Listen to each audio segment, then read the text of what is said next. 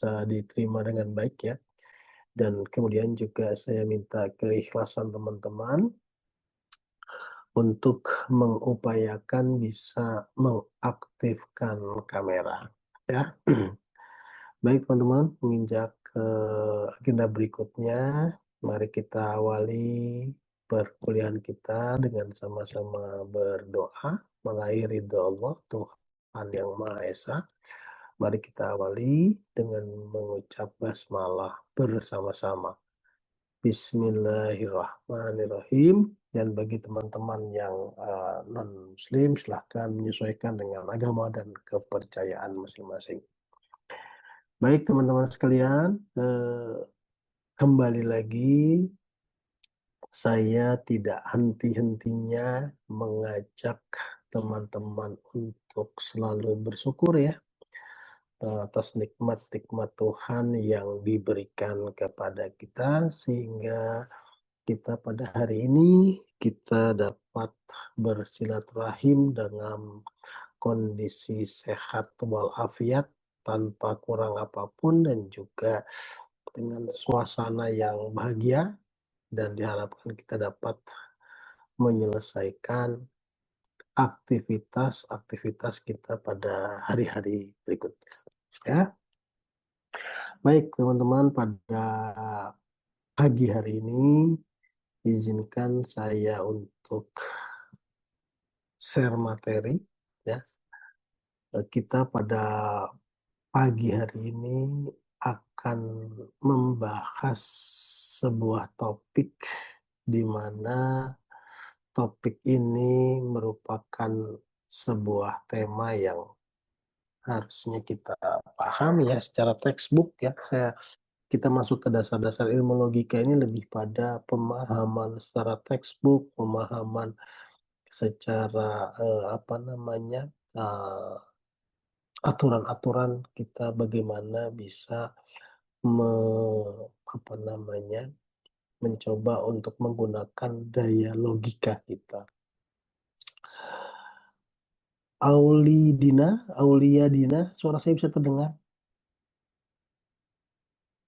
Benar, Kak. Ya, baik. Kemudian juga, materi sudah saya share dalam Google Classroom ya, teman-teman harus bisa buka. Jadi kalau berbicara penalaran deduktif bagaimana kita mampu menghasilkan kebenaran-kebenaran berdasarkan berbagai macam kesimpulan. Nah, ini kita akan berbicara tentang pola-pola mencari kebenaran ya, berawal dari bagaimana kita menyederhanakan, sebuah premis, kemudian juga bagaimana kita, apa namanya, mencoba untuk mengambil kesimpulan. Jadi kalau, bicara tentang logika kebenaran, bagaimana kita mencoba memahami nih, textbook-textbook yang ada di dalam, materi ini, atau rumus-rumus yang ada di dalam materi ini. Kita, eee, 4 pertemuan ke depan akan berbicara tentang, rumus-rumus atau aturan-aturan terkait dengan cari kebenaran ya, berlogika. Nah, yang pertama adalah bagaimana kita, eee, mencoba membawa teman-teman untuk sama-sama membayangkan bahwa dunia pendidikan itu seperti rangkaian lampu listrik. Kita bayangkan nih kalau di dalam kamar ada lampu ya kan, bagaimana lampu itu bisa menyala dan padam, logikanya bekerja seperti itu. Jadi ketika ada listrik kemudian saklar dinyalakan, maka lampu itu akan nyala. Bagaimana menghubungkan antara jika saklar A dan B ya, berada pada posisi tertentu, maka apakah seluruh rangkaian akan menyala atau tidak? Nah, di situ bagaimana kita berbicara, berpikir dengan menggunakan logika. ya, bagaimana kita melihat fungsi kebenaran. Kalau saklarnya posisi mati, maka lampu apakah menyala? Nah, itu kita kadang-kadang terjebak dengan logika berpikir seperti itu, ya, gitu. Maka nilai kebenaran suatu pernyataan majemuk sepenuhnya ditentukan oleh komponen-komponennya. Lampu akan menyala manakala saklar dinyalakan. Gitu. Tapi belum tentu ketika saklar dinyalakan lampu itu akan mati. Bagaimana kita membuktikan itu? Nah, ini kita lihat ya, di sini bentuk-bentuk argumen deduktif dalam mencari kebenaran fungsional. Ya, kebenaran fungsional itu adalah properti di mana nilai kebenaran suatu proposisi majemuk ya sepenuhnya ditentukan oleh nilai-nilai kebenaran lainnya, pembentuknya. Lampu akan nyala manakala kita cek nih, listriknya ada tidak, saklarnya menyala atau tidak, tokennya dibayar atau tidak. Sehingga ketika kita melihat, oh listrik sudah dibayar, ya kan, arusnya ada, saklar sudah dinyalakan. Fungsi kebenaran itu menyatakan kita nggak perlu membuktikan secara logika lampu pasti menyala. Secara logika. Tapi kan kalau kita bicara kebenaran faktanya belum tentu lampu itu menyala. Bisa saja lampunya putus. Jadi tidak menyala. Kalau lampunya putus, logika berpikir dari mulai tokennya, listriknya, arusnya, saklarnya, kabelnya, itu akan gugur semua. Nah, kadang-kadang kita terjebak dengan logika itu. Analisa kita sudah benar, tetapi faktanya belum tentu benar. Gitu loh. Jika benar semua bisa benar, salah satu salah bisa salah satu salah bisa benar, salah semuanya bisa benar, kan begitu loh. Jadi bagaimana kita memaknai bahwa di dalam filsafat kita mengajarkan bahwa setiap kesimpulan ilmiah tidak pernah muncul dari kekosongan berdasarkan dari pernyataan-pernyataan tadi yang bisa diuji. Misalkan kita mau menguji lampu nyala atau tidak gitu kan.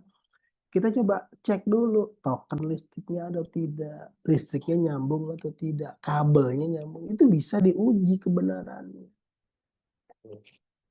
Jadi ketika kita berbicara logika tidak hanya merasa benar, karena kebenaran ilmiah itu bersifat fungsional, tergantung pada kebenaran unsur-unsur yang membangunnya. Oh, kalau tidak ada listriknya ya gimana lampu mau nyala? Gitu. Misalkan selain lampu ya ketika Anda menyalakan komputer atau menyalakan televisi, gitu kan? Jika listriknya ada, nah. Kemudian faktor berikutnya, listriknya ada, kabelnya tersambung tidak. Maka kalau listriknya ada, kabel tersambung, logikanya TV itu akan menyala. Gitu. Jadi bagaimana kesimpulan itu berdasarkan pada premis-premis yang menyusunnya. TV akan menyala manakala ada listriknya dan juga kabelnya tersambung. Gitu ya teman-teman ya. Jadi kadang-kadang kita berbicara logika itu tidak selalu sejalan dengan fakta sehari-hari. Gitu.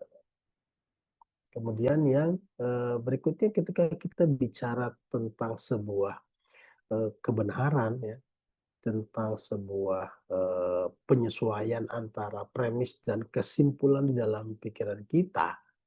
Nah, di sini kita bisa melihat ya macam-macam ya argumen deduktif kebenaran.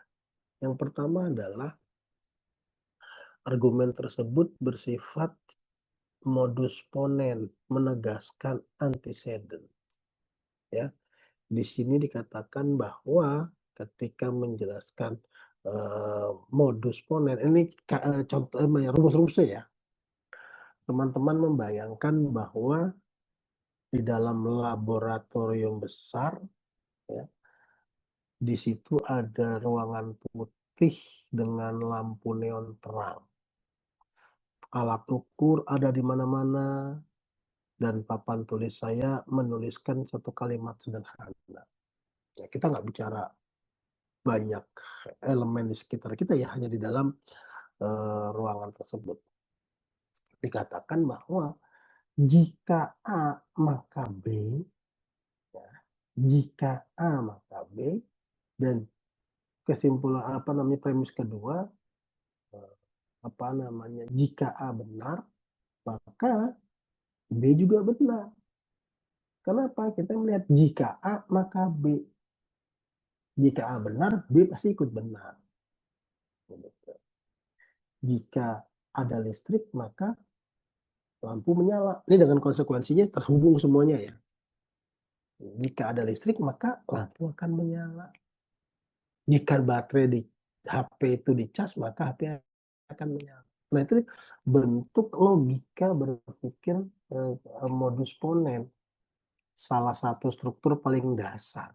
Jika maka, ya, yang paling kuat dalam penalaran deduktif. Begitu. Nah kadang-kadang kita suka terjebak nih dalam berpikir ilmiah dan berpikir logis, maka kita bisa menggunakan modus ponen itu. Modus ponen ini berasal dari bahasa Latin yang berarti menegaskan, ya, menegaskan, ya. Dia menegaskan antecedent, yaitu bagian pertama. Nah, menegaskan A, menegaskan A. Nah, di sini dikatakan bahwa setiap kali kita memiliki premis dalam bentuk A, maka B bersama dengan premis bahwa A itu benar, maka dapat disimpulkan B juga pasti benar. A benar adalah syarat cukup bagi B benar. Ini mengafirmasi. Ya. Contoh kalau misalkan jika jika jalan basah maka habis hujan. Sederhananya seperti itu. Menegaskan bahwa salah satu kebenaran dari setelah hujan itu jalanan pasti basah. Gitu ya. Menegaskan bagian pertama adalah pernyataan kondisional. Jadi ketika kita menyatakan bahwa A benar terjadi, maka secara logis kita menyimpulkan B pasti benar. Ketika jalan basah, pasti habis hujan. Sederhananya seperti itu ya.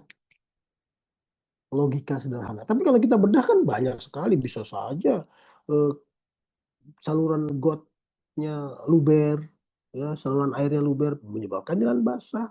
Bisa saja ada tangki air, truk tangki air yang bocor. Nah, itu lain cerita. Tapi kalau kita bicara dengan modus ponen, cara berpikir kita itu. Jika air dipanaskan hingga 100 derajat, maka ia mendidih. Maka nggak usah cerita lagi, nggak usah didebat lagi. Kalau sudah air dipanaskan 100 derajat, maka pasti dia, ya, menguatkan, gitu, menguatkan atau menegaskan antecedent atau bagian pertama, ya. Itu yang modus ponen, ya. Kemudian juga kita melihat yang berikutnya adalah bagaimana, nah ini sesat pikir dalam mengafirmasi sebuah konsekuensi. Kadang-kadang kita suka berpikir bahwa itu tadi modus ponen sudah pasti benar. Kalau jalanan basah pasti karena turun hujan. Nah, bagaimana kita mengolah itu jangan sampai menjadi sesat pikir. Setiap kali kita berbicara tentang logika, kita bisa membayangkan bahwa ada ketepatan, kepastian, dan kebenaran. Nah, tapi yang kita bicara tentang kesalahan tampak seperti benar, gitu. Kesalahan yang tampak seperti benar. Nah, ini yang sering disebut dengan falsi, sesat pikir, ya, yang bahasanya bisa menipu pikiran kita dalam mengafirmasi konsekuensi. Gitu. Seperti tadi saya katakan, kalau jalan hujan sudah pasti habis turun hujan, jalan basah belum, sudah pasti turun hujan. Tapi kalau kita telaah kan tidak semuanya seperti itu. Nah, itu yang dikatakan sesat pikir. Hanya karena kita melihat satu perspektif sebuah kebenaran. Ya, jadi kalau sesat pikir ini, coba kita baca ya. Ya. Jika A maka B benar karena A. Itu sudah pasti. Tapi kadang-kadang jika B benar, tetapi A belum dapat dipastikan benar atau salah. Nah, bagaimana kita mengafirmasi konsekuensi tidak dapat memastikan apakah A itu benar atau salah. Tadi jalan basah, kita konfirmasi dulu. Basah ini nggak mendung nih. Logikanya bukan hujan orang nggak mendung. Jadi gimana kita cari mengafirmasi, memastikan apakah A itu benar.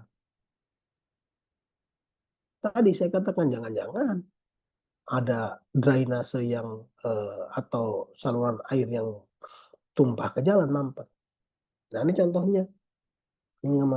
Jika Amir tidak mengerjakan pekerjaan rumah, maka ia tidak lulus ujian. Nah, Amir diketahui tidak lulus ujian. Bisa dipastikan tidak bahwa Amir tidak mengerjakan pekerjaan rumah. Berarti kalau yang tidak mengerjakan tugas, nggak lulus dong semuanya. Kita pastikan dulu supaya tidak terjadi sesat pikir dalam mengafirmasi konsekuen tadi ponen, ya, ponen. Jadi yang pertama bagaimana kita menegaskan konsekuen apa mengafirmasi kebenaran itu tadi.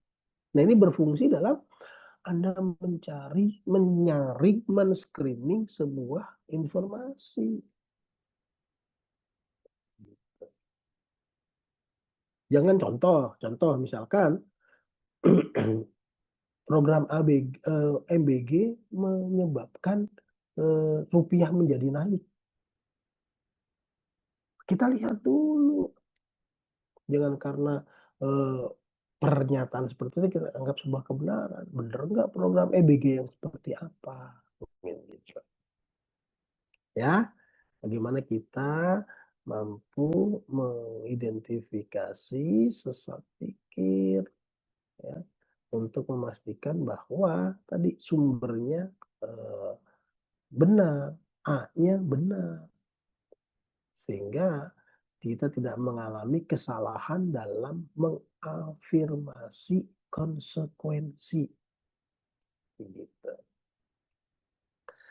Nah, sampai di sini suara dan gambar saya masih bisa diterima dengan baik. Nah, dari sesat pikir itu kesimpulannya maka jangan buru-buru percaya bahwa karena B benar maka A pasti benar. Bagaimana kita mengkritisi ini? Bagaimana kita bertanya dalam alam bawah sadar kita, apakah hanya A yang bisa menjelaskan B? Apakah yang bisa membuat jalan basah itu hanya hujan? Kan gitu. Itu yang kita membuat bagaimana perspektif kita menjadi luas. Apakah kemarin saya suka memberikan contoh, enak mana nih mengkonsumsi bubur ayam diaduk sama dicampur, diaduk sama dipisah. Kan banyak sekali. Tidak berarti melihat dunia dengan mata seseorang, tetapi bagaimana kita mencari makna sejati di baliknya. Kenapa kok dia menjauh dari saya? Banyak. Dari perspektif mana Anda mau melihat? Gitu ya. Sehingga kita tidak terjebak dengan sesat pikir. Oh, katanya si Anu, kan gitu loh. Teman saya berbuat kurang baik. Dari perspektif mana Anda mencoba? Jangan buru-buru percaya. Ya, apakah hanya informasi dari dia yang paling valid? Apakah perspektif dari dia yang paling baik, valid? Bagaimana kita mencoba untuk membesarkan atau meluaskan cara pandang kita. Kalau kita mencoba pakai kamera ya, bagaimana kita yang tadinya zoom 2 kali ya, zoom sebanyak 2 kali menjadi 0,5. Kan jangan berpikir kita fokus, kan begitu loh. Tapi bagaimana kita melihat aspek lain. Kalau saya lihat ini HP, kan gitu kan. HP ini kan dilihat pipih kalau dari sisi sini. Tapi kalau dari sisi sini kan kelihatan tebal. Bagaimana kita melihat sudut pandang? Kemarin saya sampaikan, melihat air dalam gelas. Ya, saya menyatakan itu ya kayak saya pernah ya. Bagaimana kita melihat air dalam gelas itu separuhnya terisi air atau sebaliknya, separuhnya terisi udara. Semuanya benar. Jangan sampai kita terjebak. Kemudian yang berikutnya apa nih? Mode tolerance, bagaimana kita mengingkari, menegasikan. Ya, kita coba lihat dari contoh ya kehidupan sehari-hari ya. Jika hujan ya tadi ya, maka jalan akan basah. Tapi jalan tidak basah berarti tidak ada hujan. Gitu. Di sini jelas kita menolak A, A-nya hujan. Ya. Oh, di sini Amir ya. Kita menolak Amir. Nah, ini dia. Jika hujan maka jalan basah. Jalan bukan basah, bukan hujan. Tuh ya. Di situ dikatakan bahwa ya, jika kita menolak A, hujan, karena B, jalan basah, yang seharusnya mengikuti modus tolen artinya apa? Akibat yang seharusnya muncul dan apa namanya yang seharusnya muncul, maka sebabnya tidak bisa ditolak. Jika hujan maka jalan basah. Kalau nggak hujan berarti, kalau jalan nggak basah berarti apakah tidak hujan? Ya, bagaimana kita menegasikan apa ya, menegatifkan ya. Kemarin itu kan min P, min A kan itu ya. Di premis keduanya. Begitu loh. Bener nggak sih? Kalau dibalik ya, kalau jalan nggak basah, apakah akan hujan? Bisa saja habis hujan, dia jalan nggak basah. Karena apa? Panasnya kendaraan dan roda. Sekilas tampaknya berpikir negatif, tapi metode tolerance ini membentuk skeptisisme rasional, sebuah sikap ilmiah yang menolak percaya tanpa bukti. Ya, jadi kita coba lihat menolak kepercayaan itu tanpa bukti, kebenaran tidak bukti. Jika Amir tidak mengerjakan rumah, maka ia tidak lulus ujian. Gitu loh.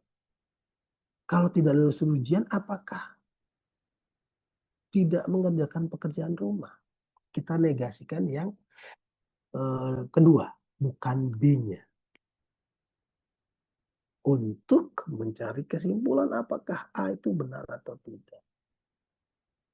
Tadi ada yang melihat, ada yang cara pertama, bagaimana kita men-tracing kebenaran A, ya kan, untuk menegasikan sebuah kebenaran. Nah, yang kedua ini, yang modus toleran ini, bagaimana kita mencoba mengingkari konsekuensi dari B-nya, gitu ya. Nah, ini sesat pikirnya. Nanti ya, bagaimana kita bisa eh, melihat, mengidentifikasi agar kita tidak terjadi sesat pikir di dalam metode tolerance ini, gitu.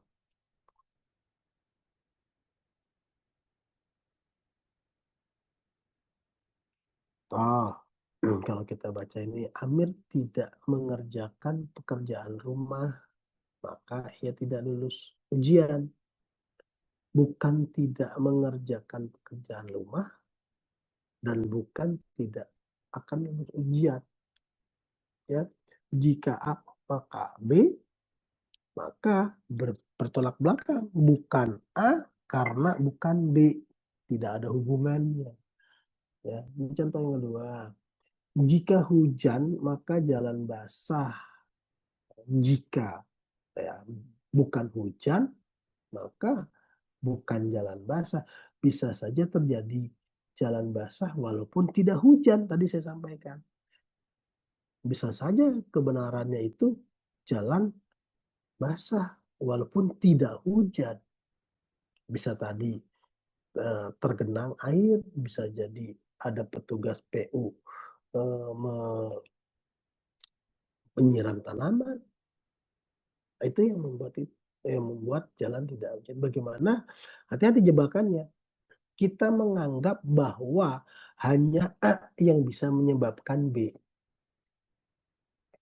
Kita menganggap bahwa hanya hujan yang menyebabkan jalan basah.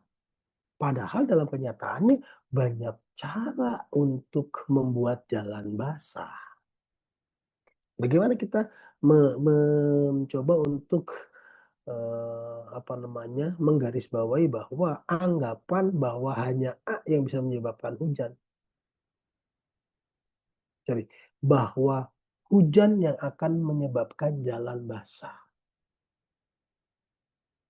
Kita hanya menganggap itu karena contohnya adalah eh, ketika hujan jalanan basah.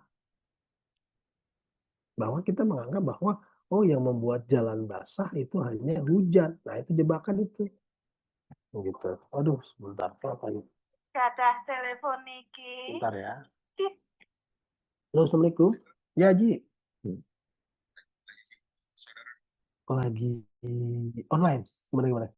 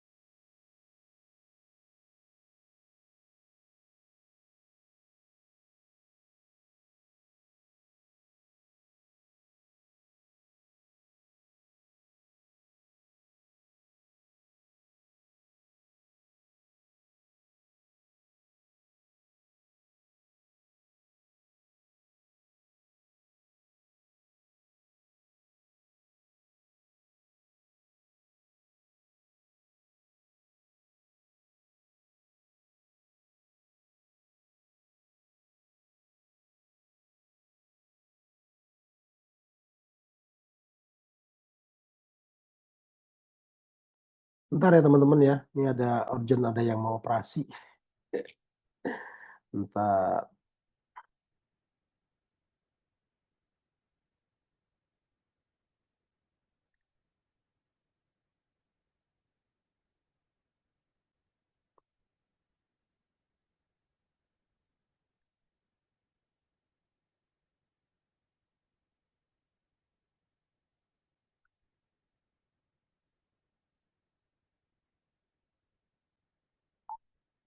Oke, lanjutkan ya. Ah, iklan sebentar ya. Mudah-mudahan enggak. Ya, itu tadi bagaimana kita mengidentifikasi kesesatan untuk mengingkari antecedent. Kemudian yang berikutnya adalah bagaimana kita melihat pola baru yang di sini dikatakan sebagai silogisme hipotetik. Nah, ini sebuah contoh bahwa premis pertama mengatakan jika A maka B. Nah, ini ada 3 nih. Maka ya, jika A maka B, premis pertama. Kemudian premis keduanya jika B maka C, maka dipastikan logika berpikir kita A maka C. Suatu bentuk argumen di mana ya, baik premis maupun kesimpulannya merupakan proposisi kondisional. Antecedent pada kesimpulan sama dengan antecedent pada premis mayor 1. Gitu loh. Kesimpulannya kita melihat dari premis pertama. Konsekuensi pada kesimpulan yang sama, maka konsekuensi pada premis minor. Ya, minor C-nya, premis kedua. Konsekuensi pada premis mayor sama dengan antecedent pada premis minor. Contoh kedua, jika hujan maka jalan basah. Jika jalan basah maka ban kendaraan yang melintasi pasti basah. Kesimpulannya, jika hujan maka ban kendaraan pasti akan basah. Begitu. Bisa diikuti ya, Azahra, teman-teman yang lain ya. Halo. Iya, Bapak. Jadi kita lebih ke textbook ya. Bagaimana kita silogisme hipotetis ini memungkinkan kita merangkai dua hubungan sebab akibat menjadi satu kesimpulan baru. Sebab akibat kan jika hujan maka basah. Jika jalanan basah maka ban juga akan basah. Nah, itu akan mengakibatkan kesimpulan baru. Oh, berarti jika hujan ban pasti basah. Gitu. Ya. Nah, maka kita jangan berhenti nih melihat dari kesimpulan-kesimpulan ini, bagaimana kita mencoba untuk mencerminkan cara pikiran manusia menelusuri hubungan berantai. Tadi dicontoh di awal, jika ada listrik, ya, gitu, maka saklar bisa digunakan. Teraliri listrik ya, jika sudah dibayarin token ya.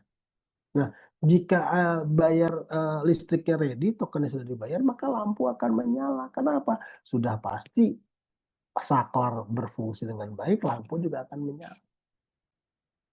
Gitu. Ya, jadi itu yang menegaskan bahwa silogisme berdasarkan hipotesis ya. Hipotesis berdasarkan silogisme. Ya. Bukan sekedar pola berpikir, tetapi juga simbol pengetahuan manusia. Jadi kita nggak perlu membuktikan berdebat bahwa ban itu basah kalau hujan.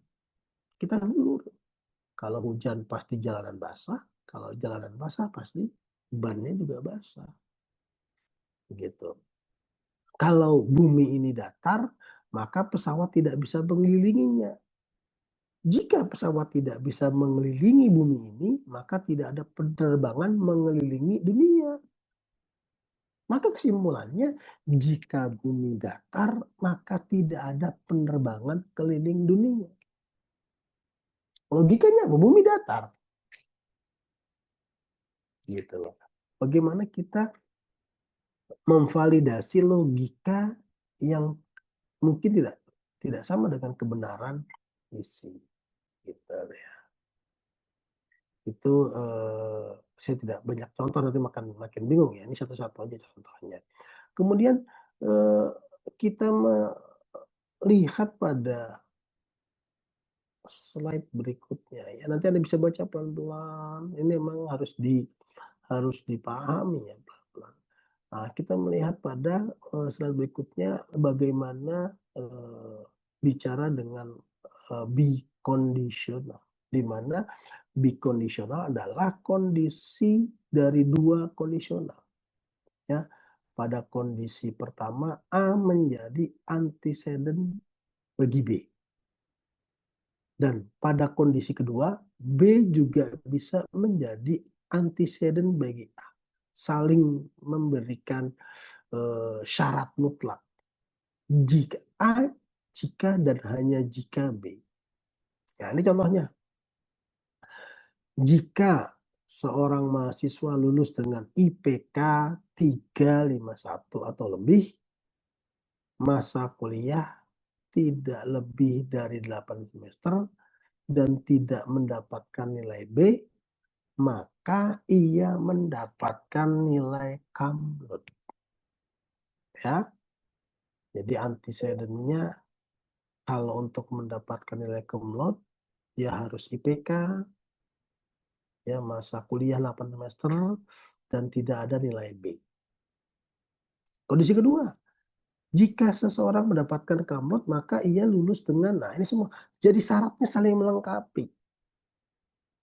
Ya, maka ia lulus dengan jika seseorang mahasiswa mendapatkan nilai kamlot, syaratnya harus lulus IPK, ya, kuliah itu 8 semester dan tidak mendapatkan B. Ini saling melengkapi, tidak boleh ada yang kurang. Untuk mendapatkan kamlot, ya syaratnya 3 itu. Gitu loh. Nggak bisa yang kemarin A, misalkan yang kemarin kan menyatakan bahwa misalkan A plus B atau plus C bisa merujuk ke 1, 2, 3, 4, 1, 2, 3 menjadi 4. Ada juga yang 1, 3, 2, 3 kan gitu kan. Bisa dianggap 4. Ada syarat mutlak, ada syarat cukup. Kan begitu loh. Kalau syarat mutlaknya lebih kondisional, mutlak. Gitu loh.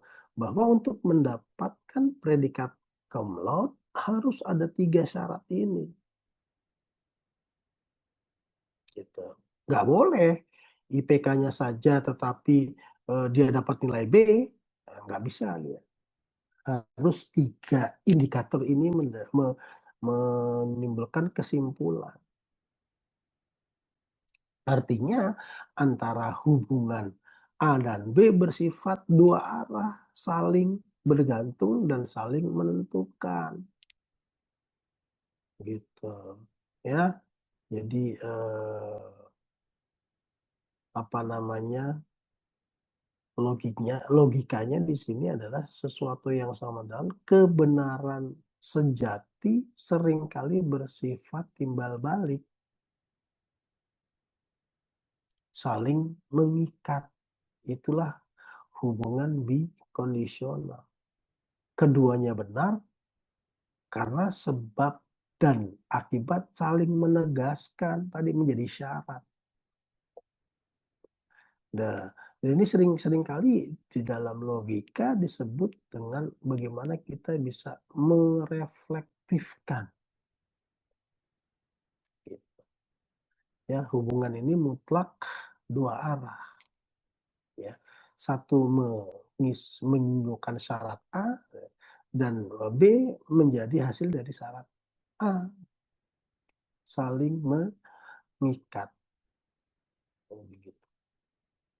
Sampai di sini ada pertanyaan? Lanjut ya. Kemudian yang berikutnya bagaimana kita melihat silogisme disjunktif. Nah, coba Anda baca dulu. Silogisme disjunktif.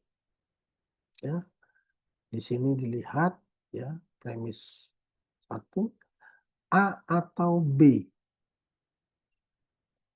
Premis kedua adalah bukan A, dan kesimpulannya adalah B. Ini menegaskan ya, silogisme disjunct menyatakan suatu disjungsi antara dua preposisi, kebenaran ya, dan kemudian menyatakan kesalahan dari salah satu disjungsi. Contoh lain ya, jika kita mengatakan ya, entah Amir mengerjakan pekerjaan rumahnya atau dia akan gagal dalam ujian, tetapi dia tidak mengerjakan pekerjaan rumahnya, karenanya dia akan gagal ujian. Ya, kalimat ini akan valid jika kita mengatakan entah Amir mengerjakan pekerjaan rumahnya atau dia akan gagal dalam ujian, tetapi dia tidak ingin gagal karena dia akan mengerjakan pekerjaan rumahnya. Ya, nanti bisa dipahami ya. Kemudian akan menjadi tidak valid jika kita mengatakan entah Amir mengerjakan pekerjaan rumahnya atau dia akan gagal dalam ujian. Tetapi dia gagal dalam ujian karena dia tidak mengerjakan pekerjaan rumahnya. Ini adalah pola logis yang disebut silogisme disjunktif. Dan begitu. Yang bekerja dengan gagasan bahwa dua hal tidak bisa benar sekaligus. Dan salah satunya terbukti salah. Maka dia sudah pasti benar. Yang tadi dua hal dikatakan ada dua hal. Ya. Yang pertamanya dipastikan salah. Tidak. Bukan dipastikan benar, dipastikan salah. Maka yang B-nya ya, yang B-nya sudah pasti benar. Pastikan dulu A-nya benar atau tidak. Pastikan dulu A-nya salah. Ya, yang ini ya. Satu. Pastikan dulu A-nya salah. Gitu loh. Nah, dikatakan juga ada dua kemungkinan yang salah satunya pasti benar. Nah, cara kita untuk memastikannya salah satunya benar, kita pastikan dulu salah satunya A-nya salah. Gitu ya. Jadi hati-hati kita melihat jebakan dari disjungsi ini. Kita sering mengira bahwa dunia ini sederhana, hitam atau putih. Padahal logika kita mengingatkan bahwa tidak semua atau itu artinya meniadakan. Contoh lagi nih ya, saya berikan contoh. Kamu boleh minum kopi atau teh. Artinya kamu tidak boleh minum keduanya sekaligus. Harus membuktikan dulu kopi atau teh. Gitu. Jadi untuk mencari kebenaran, kamu minum kopi atau teh. Nah, kita lihat dulu. Yang tidak baik buat kita kopi atau teh. Nggak mungkin dua-duanya bisa secara beriringan. Atau kamu boleh menyandingkan melihat matahari dan bulan secara bersamaan di waktu. Nah, di waktunya ini nih menentukan apakah bisa dilihat matahari atau bulan.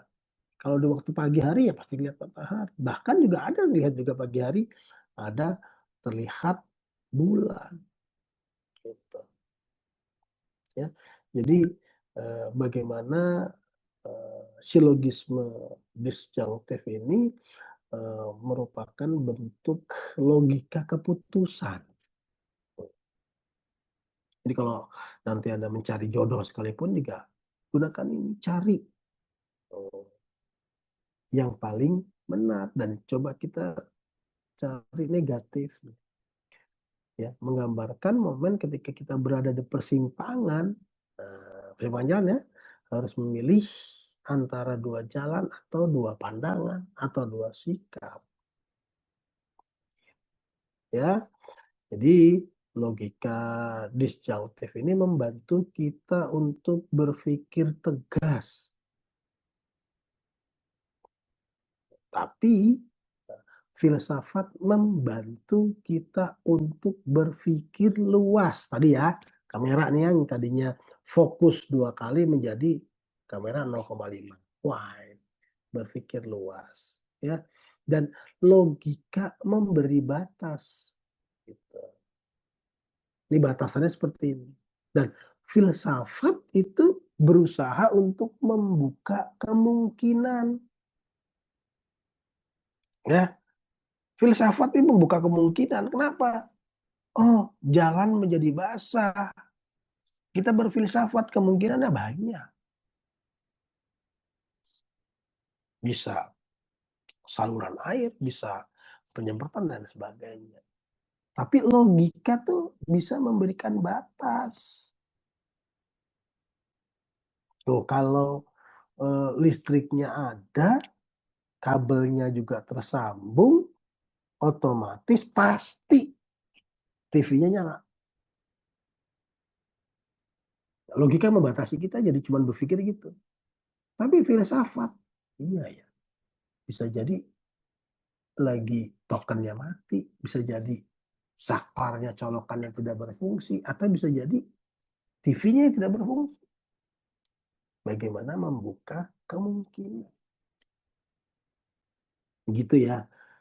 Jadi kita berbicara logika dan berfilsafat seperti itu. Yang berikutnya adalah bagaimana, ini soal latihan ya.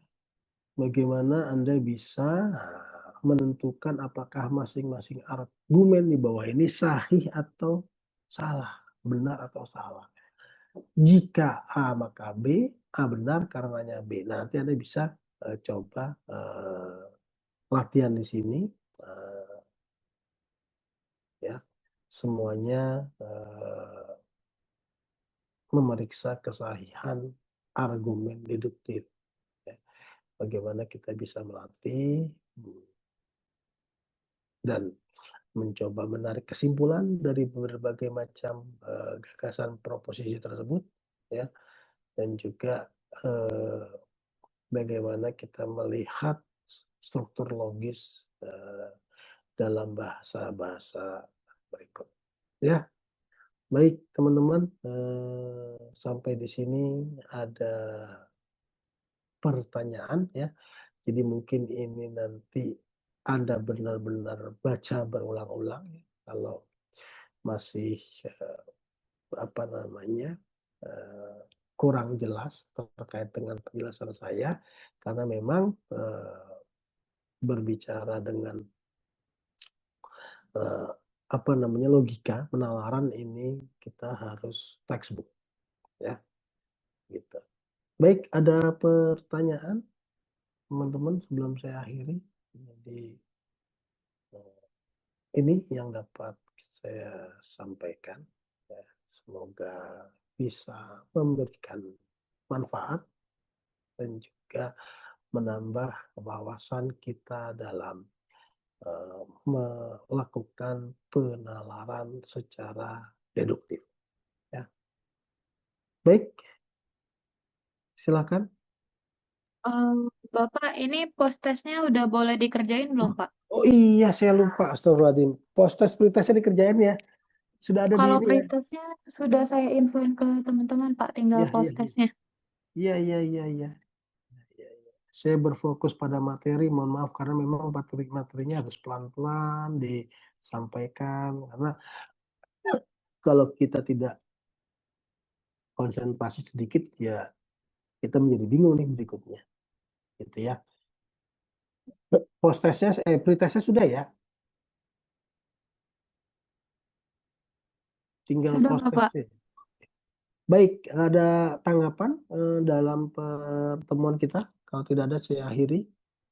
perkuliahan kita pada hari ini ya.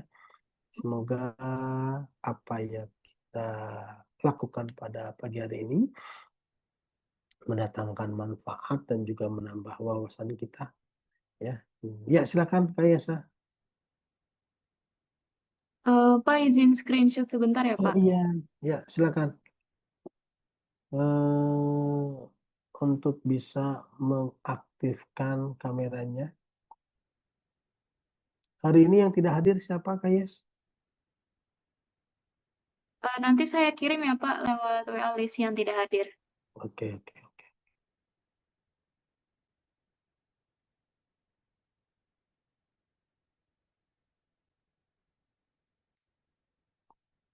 Baik, sudah. Buat teman-teman yang belum on cam, tolong on cam ya. Slide 1 siap-siap.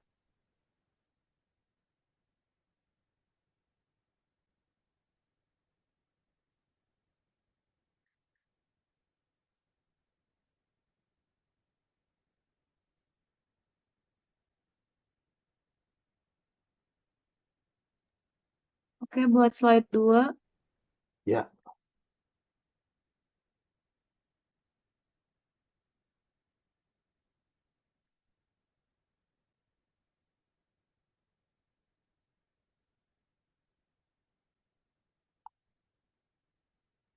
Sudah Bapak. oke. Baik, terima kasih ya, teman-teman. Mari kita akhiri perkuliahan kita dengan sama-sama mengucap hamdalah. Alhamdulillahirrabbilalamin. Semoga tadi yang saya sampaikan bisa memberikan wacana baru, memberikan sebuah inspirasi baru, manakala kita akan mengambil sebuah keputusan, mencari kebenaran, dan seterusnya. Baik teman-teman semuanya, sampai jumpa pekan depan. Saya mohon maaf manakala dalam penyampaian ada data, fakta, bahkan ada pemilihan kata yang kurang tepat yang saya sampaikan ya. Saya mohon dibukakan pintu maaf yang sebesar-besarnya. Baik, sampai jumpa pekan depan. Selamat melanjutkan aktivitas ya. Assalamualaikum warahmatullahi wabarakatuh. Waalaikumsalam Waalaikumsalam. warahmatullahi Makasih banyak, wabarakatuh. Pak. Saya izin live ya.